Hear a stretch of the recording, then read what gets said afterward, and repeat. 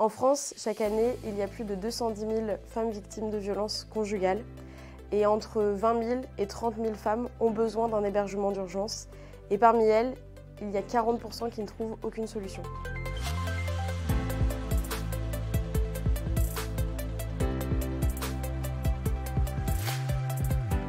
Bonjour, je m'appelle Charline Péculier et je suis la fondatrice d'Un abri qui sauve des vies.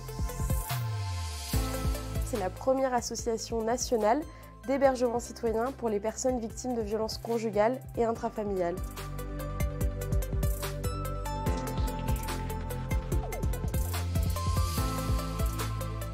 Il faut considérer les familles abritantes comme des hôtes pour des personnes victimes de violences conjugales et intrafamiliales. Donc ça se matérialise comme une chambre mise à disposition pour ces femmes et potentiellement les enfants qui l'accompagnent.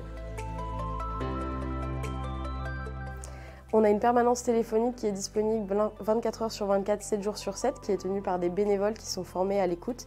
Ensuite, on a une base de données sur laquelle des abritants se sont inscrits via le site internet de l'association Un abri qui sauve des vies.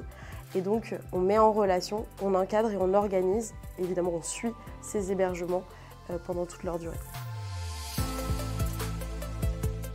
On a créé l'association pendant le premier confinement en 2020 où les violences conjugales et intrafamiliales étaient très médiatisées et on voyait qu'il y avait un gros problème de manque d'hébergement d'urgence pour ces femmes et ces enfants. On couvre toute la France métropolitaine et on est en train de créer des antennes régionales pour pouvoir avoir des équipes dédiées par région. On a besoin de trouver des bénévoles pour gérer le fonctionnement de l'association au quotidien. On a besoin aussi d'abritants pour pouvoir héberger des personnes victimes de violences et on a besoin de soutien financier également pour pouvoir assurer la pérennité de l'association.